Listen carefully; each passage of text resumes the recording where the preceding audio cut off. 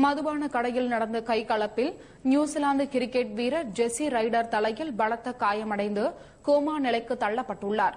28 வயதான Jesse Ryder கிறிஸ்டார்ச்சில் உள்ள ஒரு மதுபான கடைக்கு வெளியில் 4 பேருடன் ஏற்பட்ட கைகலப்பில் தலையில் பலத்த காயமடைந்து மருத்துவமனையின் அவசர பிரிவில் அனுமதிக்கப்பட்டுள்ளார். ஜெசியுடன் சண்டையிட்டவர்களில் ஒருவர் அடையாளம் காணப்பட்டுள்ளார். குடிபோதையில் சண்டையிட்டவர்கள் ஜெசியின் நண்பர்களா என்பது குறித்து போலீசார் விசாரணை மேற்கொண்டு உள்ளனர்.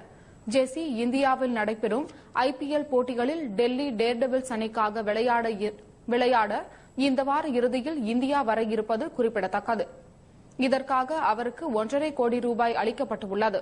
இளம் வீரரான ஜெசி டெஸ்ட் போட்டியில் அதிகபட்சமாக 201 ரன்கள் குவித்துள்ளார்.